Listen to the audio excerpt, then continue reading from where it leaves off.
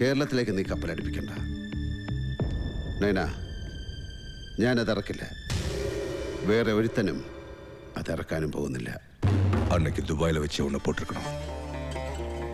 உன்னை சும்மா விட்டது நீ எனக்கு தேவைப்படுவன்ற ஒரே காரணத்துக்கு தான். ஓன் லைஃப் எனக்கு காஸ்ட்லி. നിന്നെ ഞാൻ വെറുതെ വിടുന്നത് നീ കോസ്റ്റ്ലിയേ അല്ലാത്തതുകൊണ്ടാണ്. നമ്മൾ രണ്ടാളുടെയും കാര്യത്തിൽ ഒറ്റ ഗ്യാരണ്ടിയേ ഉള്ളൂ. നമ്മൾ ഒരിക്കലും സ്വർഗത്തിൽ വെച്ച് കണ്ടുമുട്ടില്ല. So see you in hell and please get out from here. நீ யார்கிட்ட பேசிக்கிட்டு இருக்க தெரியுமா? நைனா.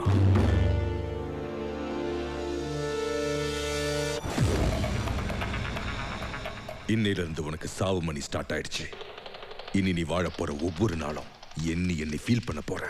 ஓ மாமாய், சும்மா இந்த மாதிரி டயலாக் எல்லாம் பேசி என்ன மிரட்டாத. போய் உன் மாமிக்கு மாவாட்டுற வேலையை பாரு. என்கிட்ட வந்து மணி அடிக்காத. பாப்போம்.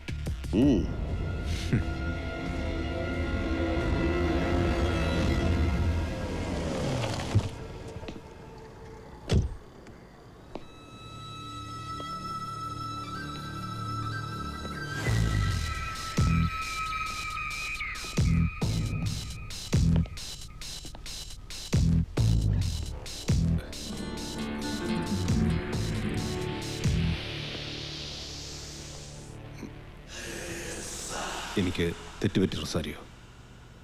ജാക്കിയേക്കാൾ വലുതല്ല എനിക്ക് പണം. ഈ ഒറ്റ കാശ് നിനക്ക് തിരിച്ചെടുക്കാം. നിന്റെ എല്ലാ കടങ്ങളും പലിശ സഹിതം ഞാൻ തിരിച്ചു തന്നിരിക്കും. I am sorry.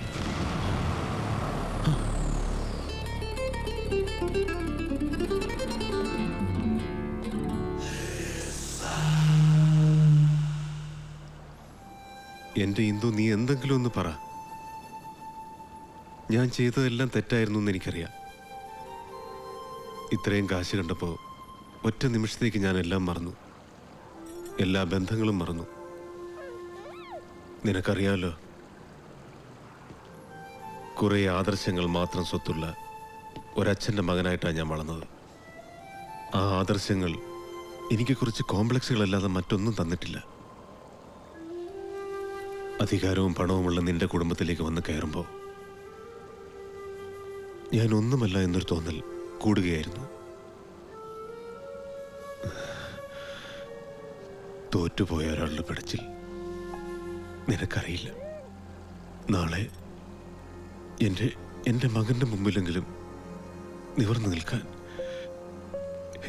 എനിക്കറിയില്ല എന്തു. സാഗറിനെ ഞാൻ ചതിച്ചു എന്നറിഞ്ഞിട്ടും ആ നിമിഷം അങ്ങനെ ഒരു തീരുമാനം എടുത്തത്. ഇനി ഒരിക്കലും സാഗറിന് എന്നെ അവൻ്റെ പഴയ സുഹൃത്തായി കാണാൻ കഴിയില്ല. എല്ലാ തെറ്റുകളും എനിക്ക് അവനോട് തുറന്നു പറയണം. അല്പമെങ്കിലും മനുഷ്യത്വം ഉണ്ടായിരുന്നെങ്കിൽ മനുവേട്ടന് ഇങ്ങനെ ചെയ്യാൻ കഴിയുമായിരുന്നോ? ഓരോ തെറ്റ് ചെയ്യുമ്പോഴും ഒന്ന് കുറ്റപ്പെടുത്തുക പോലും ചെയ്യാതെ മനുവേട്ടൻ്റെ കൂടെ നിന്നിട്ടില്ല ഞാൻ. എന്നെങ്കിലും നന്നാവൂന്ന് ഓരോ നിമിഷവും വിശ്വസിച്ചിരുന്നു. ഇല്ല, ഈ കാര്യത്തിൽ ഞാൻ ഇടപെടില്ല. മനുവേട്ടന് വേണമെങ്കിൽ സാഗറിനെ വിളിക്കാം.